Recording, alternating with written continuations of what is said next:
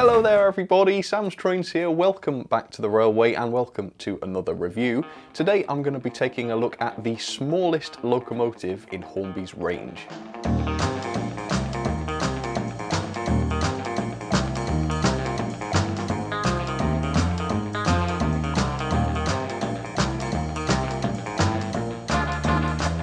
Over 2 years ago, I posted a review of Hornby's then brand new Ruston diesel shunter, and if you'd like to see that video, there's a link to it up there for you.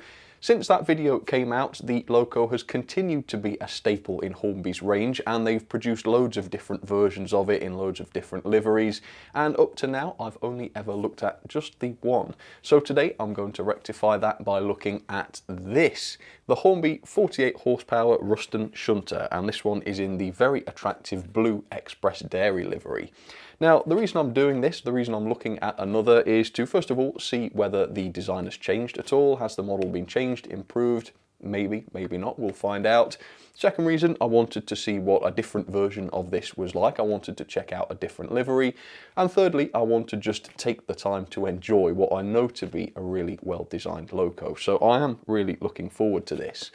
On the subject of what has changed with regards to this model over the years, one thing I do know to have changed is the price. Because back in 2020, when I first bought one of these, the RRP was £79.99. And hold on to your hats, people, because the new RRP from Hornby is £111.49. Folks, that is a 40% increase in 2 years. Hornby, they have lost their minds. They really have lost it, haven't they, with regards to price? What are they thinking, honestly? At this point, Hornby, if money is really all you care about, just bung these up to £1,000. £1,000 each, you'll get your money, trust me. So yeah, do I really recommend this for over £100? Well, from what I remember, great locos, but of course not worth that amount of money. From the retailers, you can get these a bit cheaper. About £100 is the going rate, and some of them are a little bit cheaper than that, so do shop around if you're interested. And also, if you'd like to buy one, I've got affiliate links down in the description. But for now, let's find out what this is like. Stupid price aside, I am looking forward to rediscovering the Hornby Ruston, so together, let's take a look. Okay, the Hornby Ruston. As you can tell from the front of the box, you don't just get the shunting locomotive, you also get the small wagon. And this one looks like it says milk only on it, so you cannot put anything else on it, don't even think about it. Apart from it being quite nice to get a wagon with a loco, of course this does serve a purpose, and that is that it's got some pickups on its wheels to assist the locomotive to improve stability on the track and such. So without the wagon, it will still work, of course. You can still use this loco, but it will be inclined to stop on points, and it may be stuttering a little bit more than it would with the wagon. With the wagon, it will be more reliable, but then of course you've got to have the wagon coupled to the loco, and it also adds a little bit of drag because of its pickups, which does reduce the amount that the loco can haul. But the point is, it's optional, you can take it off if you want, so the choice is yours. Let me show you the version I've got here then. So this is our 3943. It is the Express Dairy, Ruston and Hornsby 48DS 040 and flatbed wagon, and these are DCC ready. Let me show you the back of the box, because we've got a nice hefty history here of the things in real life, so pause and read that if you'd like. And then over there on the other side, you've got some of Hornby's own drawings, dated 2018, which is obviously when this project was being undertaken. And these are great drawings, they're all to scale and from all different angles as well, so that's great. Alright, I'm looking forward to this then. It is a rip-off now, it's not a great price anymore like it used to be, but now that I've got it, I'm really looking forward to seeing it. So, I've not actually had this sleeve off yet. It came in an outer cardboard box and a plastic bag, which I have taken off for the review, but this will be the first time I'm looking at the loco. And there it is. Wow, I had forgotten how tiny this loco is. It's an impressive size, isn't it? To say that you can have a drivetrain, a motor, and even a DCC decoder inside such a small loco is really quite something, and they do perform pretty well, I must say. Right, let's open this sleeve and see if we can't get the thing out. All right, there it is. Right, what is this? So we've got a little slip of paper here that says 48DS body removal. Please note, you need to ensure that the front and rear sockets are pushed into the chassis before attempting to remove the body. I'm guessing that means the electrical sockets that connect to the optional wagon. We'll take a look at that a little bit later on. And then we've got the main instructions here, which is the 48DS and flatbed wagon. All right, operation and maintenance. So this is very, very basic. Shows you the basic lubrication points, which is the axles.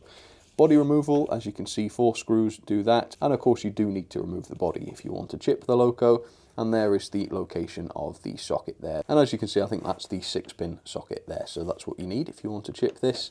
And then on the back, TV suppression. So yeah, not too much to see there. Right, let's dig in then to yet another beautiful Hornby Ruston shunter. Let's take a look at the accessories pack to start with, see what you get inside there. So the answer seems to be not an awful lot. You've got a couple of NEM couplings and then, this is annoying, I forgot about this, an outdated non-NEM coupling. Because Hornby didn't take the time or spend the money to develop a new wagon for this locomotive, they're actually using a much older one from their existing range, which doesn't have standard NEM couplings. So here you have a product which is made up of 2 different parts, and the 2 parts use different coupling standards to connect them together. I feel like only Hornby would be capable of doing such a thing. Why? Why not just redesign a very, very basic wagon? I could do that in 2 hours on SketchUp. There's no reason why Hornby couldn't have done that, but that is just who Hornby is, isn't it? Right, let's take a look at this loco then. For the first time, I am seeing the Express Dairy livery, which is really quite cool, isn't it? I really like this, and you can see there's quite a lot of livery on the back of the loco, as well as on the front as well, noticeably the red painted buffers, which is quite an interesting one. Alright, so this is a tiny locomotive, but it does weigh quite a lot because a lot of the loco is made of metal. So the big chunky sort of running plate, for want of a better term, that's all metal, and the sides and the walls and such of the cab are all metal as well. So the loco does weigh a fair amount. Obviously it's not an A1 or anything, so you're not going to be hauling loads and loads with these, but actually given their size they are marvellous pullers. They haul more than you expect. And the wagon looks okay, doesn't it? Yeah, it's a basic wagon. It's not super duper detailed or anything, but it does the job. And I do like that the decoration matches the Ruston as well. That's pretty cool. The plug that connects the 2 together has come out, so that's not necessarily a good sign. I'll put that back in a second. But there we go, let's have a little history of this with a nice photo slideshow, and then we will take a close look at this loco and check out some of the details and the decoration. The 48DS were produced for many years by Ruston and Hornsby, also known as R&S. You'll see that quite a lot on the different models. And they were a London company founded in 1918. Like other manufacturers of industrial equipment, R&S also produced cars, steam locomotives, that's a surprising one, engines, and also steam-powered diggers, which I wasn't expecting. They were best known though, of course, for their diesel locomotives, and the 48DS was a development of their first standard gauge locomotive, and the type changed and evolved a little bit over time, as did the design of most locomotives really, and so the wheels, the cabs, the engines used, and other minor details do vary between different examples. So there it is, the Hornby Express Dairy flavour of the Ruston Shunter. And I have to say, I love these models. I think they're fantastic. They're right up my street, tiny little shunter, nicely made. Yeah, very, very good indeed. But here's the problem. 2 years ago, these used to be good models at a very, very reasonable price. But the new prices are premium prices.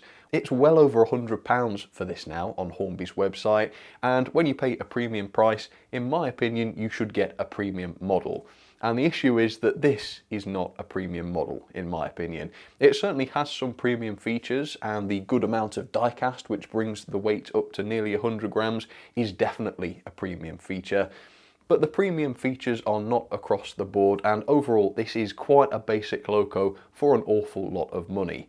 And I think the fact that this version has considerably simpler decoration than my much more complex Queen Anne one did from 2 years ago only exacerbates this. So I used to be able to recommend these to everyone, you know, beginners, casual enthusiasts, because they were great models at a great price.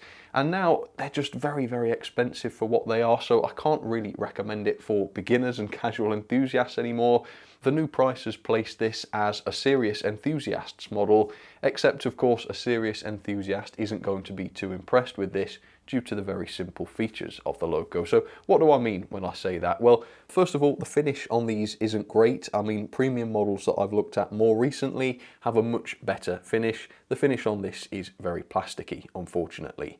Second of all, the level of detail, it's really basic. The lamps, for instance, on the front and back, far from being LED lamps that actually work, these are just blobs with paint on them. They don't work or anything. We have got metal buffers, but they're not sprung. Very, very simple buffers.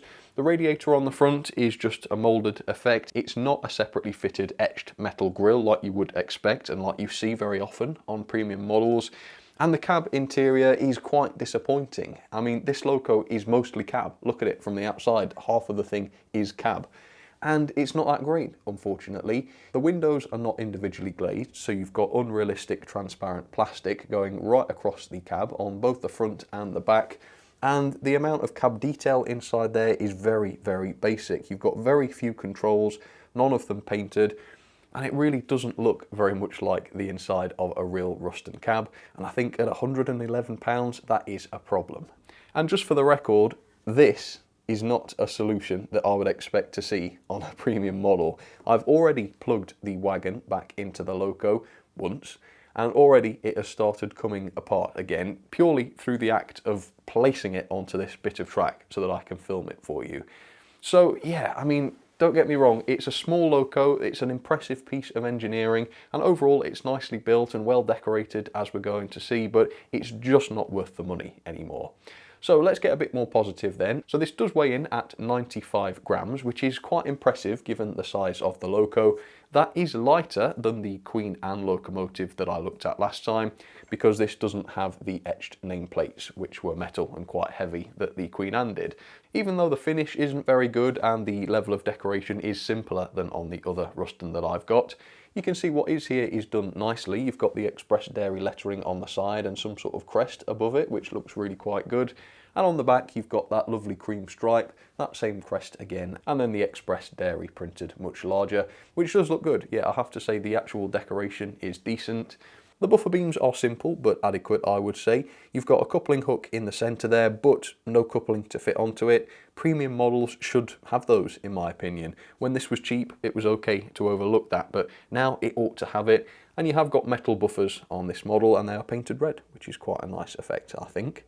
You've got a few little details on the front of the cab, looks like an exhaust of some sort, but really most of the body is very, very simple. You have got a few separately fitted parts, such as the handrails outside the cab, which I believe are made of metal, and then you've got these little rings attached to each of the four corners of the chassis, and I believe that is so that the Loco could be sort of lifted up off the track via crane, and it would be lifted by those rings. As you can see, the wheels on this version are just plain, they're not painted or anything, but they are nicely produced, it must be said. Alright, so the wagon really isn't anything special. This is quite an old wagon that has been around for a long time, and as you can see, a lot of the underframe details and such are quite chunky, and you can see that the body mounting clips are clearly visible on the underside, and they haven't been painted over to make them a little bit more subtle. You've got just plastic buffers on this, unfortunately, which isn't great quality, and as I've already noted, you've got the non-NEM couplings on this wagon, which is really annoying, actually, as you're supposed to be able to easily interchange it and such.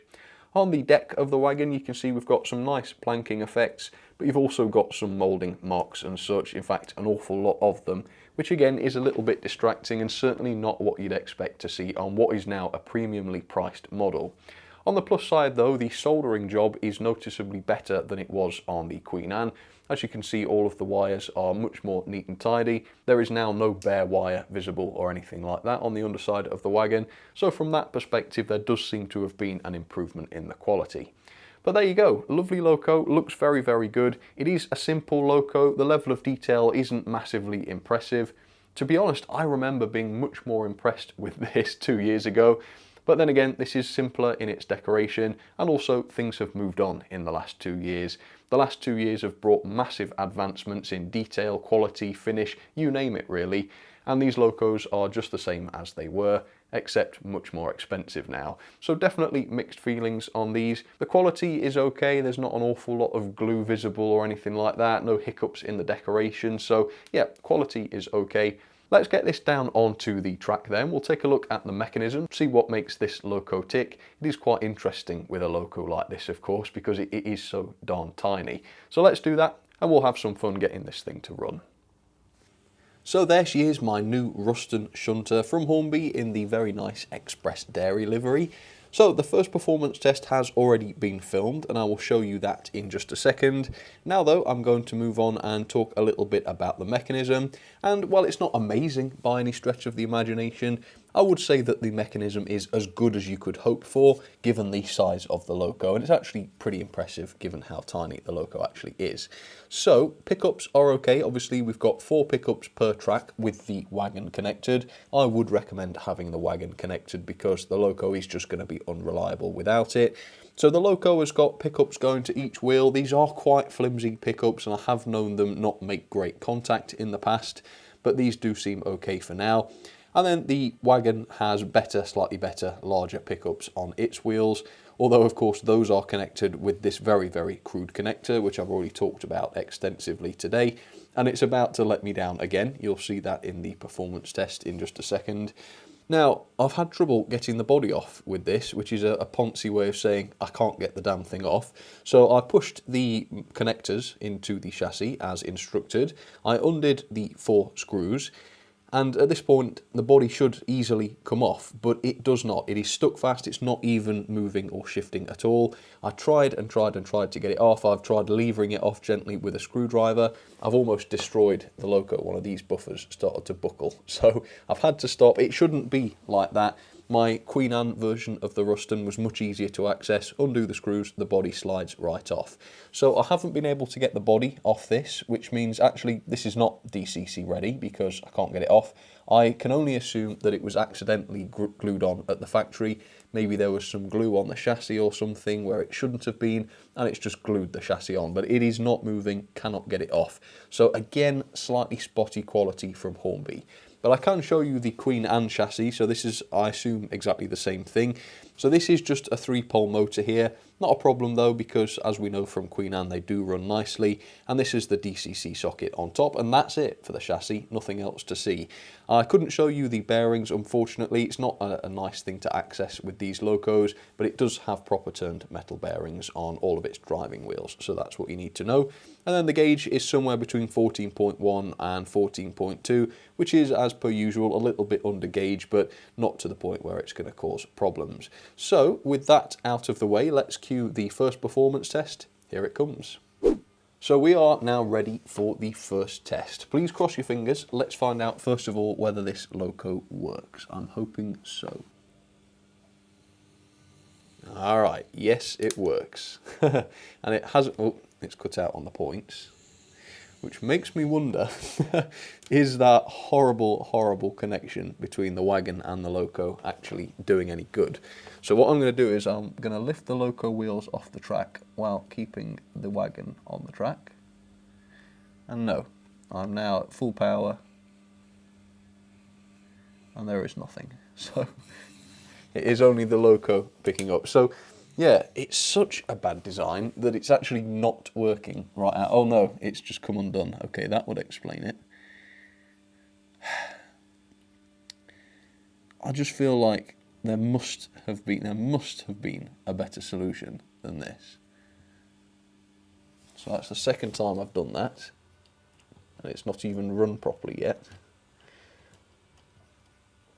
Right, let's try that test again.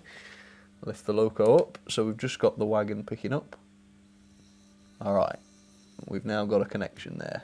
Okay, try again. Alright, it now goes over the points. Great, so if I've got to keep reconnecting the wagon, that is going to get annoying real fast. But the gearing, even though it's such a small loco, is good. As you can see, that is 50% right there. Stopped on the points again. It hasn't run in yet. It should improve, I suppose, as it runs in. Let's take a look at the crawl then. Now, if I remember correctly, these just have 3-pole motors. So The crawl might not be amazing, but we'll see. No, that's fine. That's really good.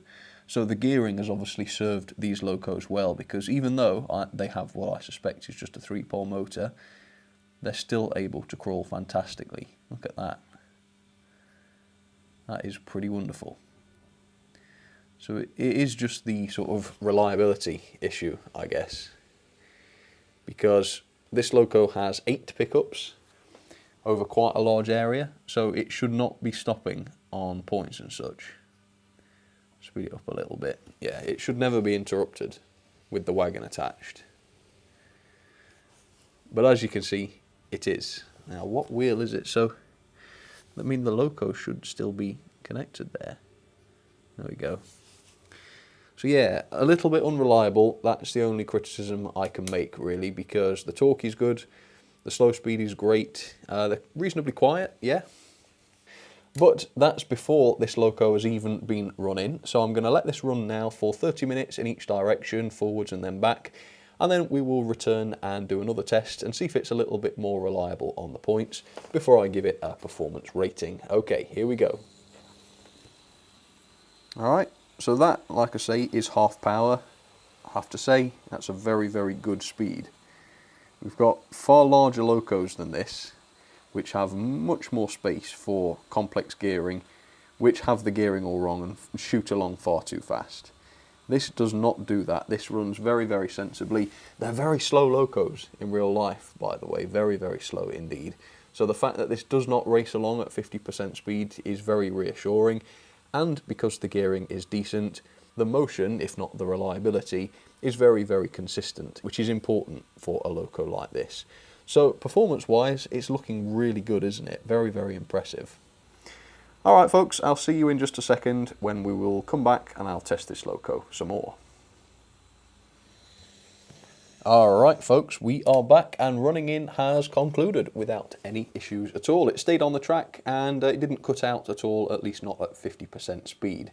So I've done a little bit of the pulling power test, and the tractive effort comes in at 0.04 newtons with the wagon attached. That is a little bit less than I remember. I'm pretty sure Queen Anne was a bit higher than that. But the fact of the matter is that number is so tiny. The margin for error is quite high. Maybe the track was cleaner on the day I reviewed Queen Anne. I don't. It could be something like that affecting it. Also, as you know, this loco, the Express Dairy one, it's a little bit lighter because it doesn't have those boards with the lettering on. So it does make sense that this should be a slightly weaker hauler. But how is the performance now? Is the crawl any different? I'm easing it up. Alright, so that's pretty good. So that's more or less about the slowest speed it can do. And as you can see, quite impressively, it is maintaining that, which is great. So let's go back, let's try a slightly higher speed. A bit more. Okay, and at this speed, it starts to become a little bit less sure-footed. It does seem to sort of speed up and slow down a little bit.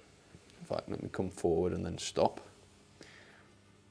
And the point dead zone doesn't start until we're there. So, yeah, I mean, it's not super smooth.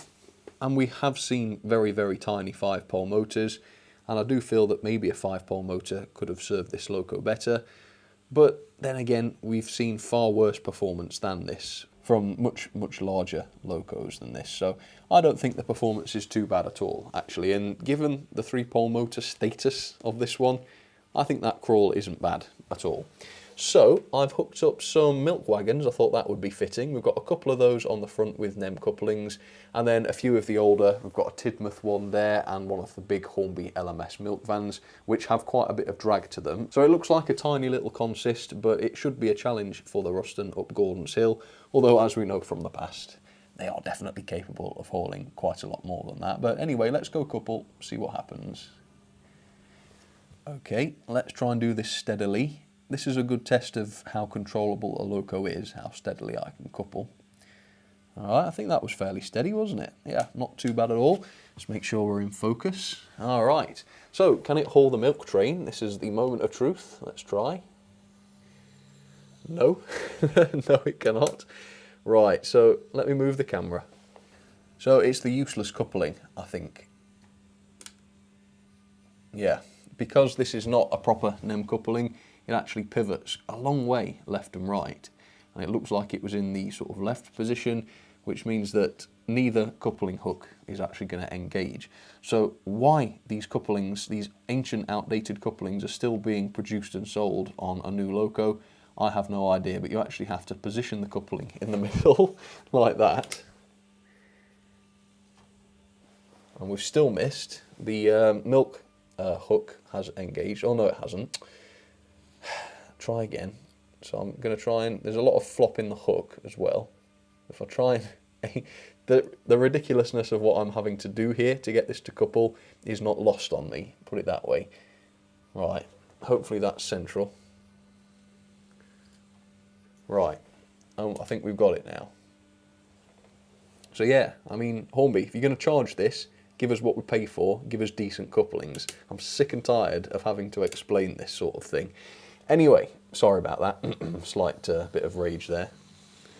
Okay, and on the middle line, I'm also going to be running Queen Anne, of course, as I've mentioned quite a lot already today. So here she comes.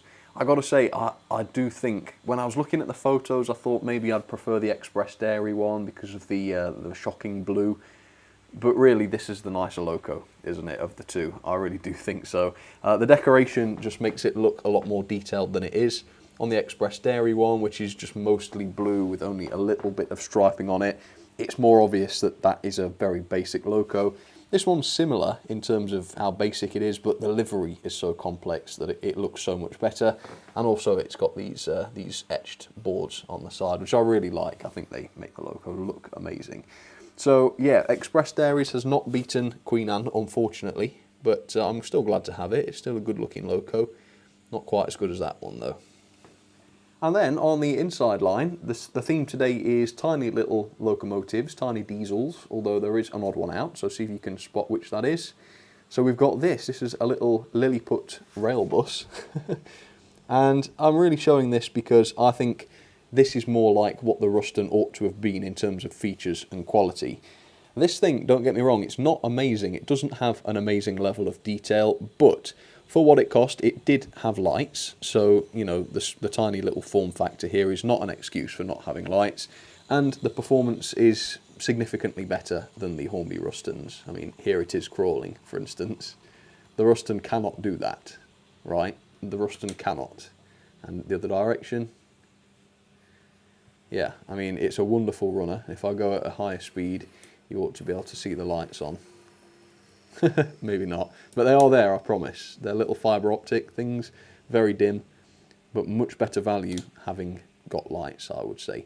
Anyway, enjoy the running session, see which other tiny little diesels you can spot.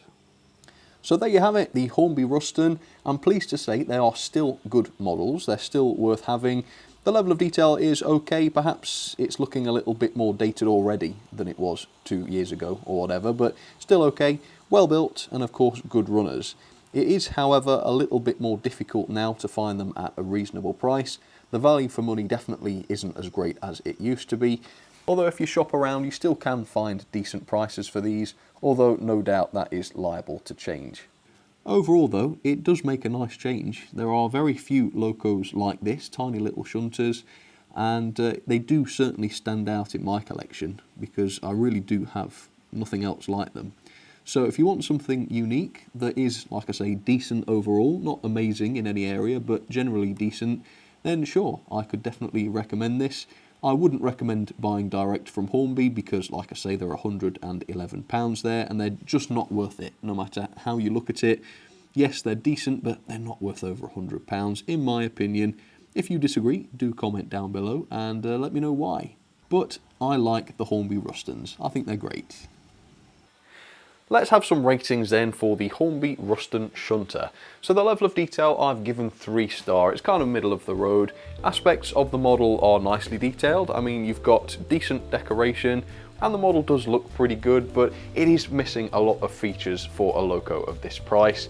It doesn't have sprung buffers, it doesn't have a super detailed cab, no etched grills or anything on it. It is very, very basic. And unlike the Queen Anne version of the Ruston that I looked at, this one does not have the complex livery or the separately fitted boards with the lettering on. and therefore the relative simplicity of these models is much more noticeable on this version, so it does only get 3-star. Performance is okay, I've given it 4-star.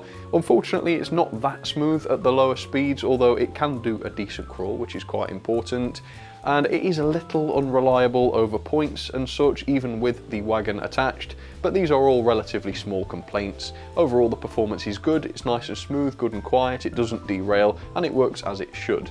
The pulling power then is okay. This is coming in at 0.04 newtons of pulling force, which is a little bit less than I got for the Queen Anne when I reviewed it. This comes out at just 7 coaches, but then again, this doesn't have those heavy metal sort of boards with the text on, as I say, and this one is a few grams lighter as a result of that. But having said that though, it's still a decent hauler for a loco of its size, and it can still haul a prototypical load, so this is not a problem. Mechanism then, I've given 4-star. Given the size of the loco, the mechanism is pretty impressive. It's got the bearings, plenty of pickups, and even though it is only a 3-pole motor, for which it is scored down a little bit, the gearing is so good that the crawl isn't affected too badly. The couplings though are no good. I really don't like the couplings on the wagon. You can't exchange them for other couplings because they're not NEM, and they do tend to pivot left and right a little bit too much, which makes coupling a little bit difficult from time to time. Quality then, generally no major complaints on the quality. You've got a lot of die cast on these models, which makes them good and heavy, and the build quality is fairly good, with an absolute minimum of messy glue marks. However, the connectors between the loco and the wagon, they don't fit properly, and they're liable to become disconnected very annoyingly often, and also the body seems to have been glued on at the factory, which would stop me from DCC fitting this loco if I decided to do that. Now, value for money is really what lets this down, unfortunately, because back in 2020, when I bought one of these for £72 and the RRP was £79.99, this was a relatively simple model, but it looked fantastic and it was at least affordable. Now, 2 years on with the new RRP of £111.49 and retailer prices more like £100, the shortcomings in this model are much more significant now, and unfortunately the value for money is far poorer as a result. So I have just given it 2-star. Yeah, it's a premium price and not a premium model, unfortunately. Overall then, that is a fair score of 6.93 out of 10, obviously quite a bit lower than the last time I reviewed a Ruston, because back then I thought the value was actually pretty good. Into the logbook it goes then, 4th place, just below the Bachmann 812. It's still not a terrible score though. I'm pretty sure we'll find some worse locos than this in 2022. And as you can see, for their size, haulage capacity, absolutely not a problem. Like I said earlier on, some of these wagons do have quite a bit of drag to them, and yet the Ruston can handle it easily, even up Gordon's Hill. So that is, I suppose that is one part of the model that is really quite impressive. They have managed to make them decently heavy, which is a good job. But that is it. That is the end of my review on the Hornby Ruston. I doubt I will ever review another one of these, the 48 horsepower ones. But of course, Hornby have announced a different flavour of Ruston, a different version, a larger version it looks like, which hasn't come out at the time of filming, but when they are released, hopefully I'll be able to get one of those. So this isn't the end for Rustons on this channel. Hopefully there will be more Ruston action than this. But as for this particular model, I think this channel can bid them farewell as they ride off into the distance.